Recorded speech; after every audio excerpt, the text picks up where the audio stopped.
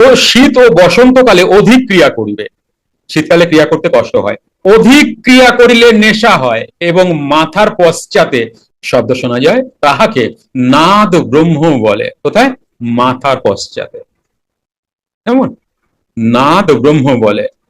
অধিক প্রাণায়ামের নেশায় বুধ হইয়া ব্রাহ্মী স্থিতি লাভ করিয়া অনাসক্ত ভাবে এই সংসারে বিচরণ করিবে।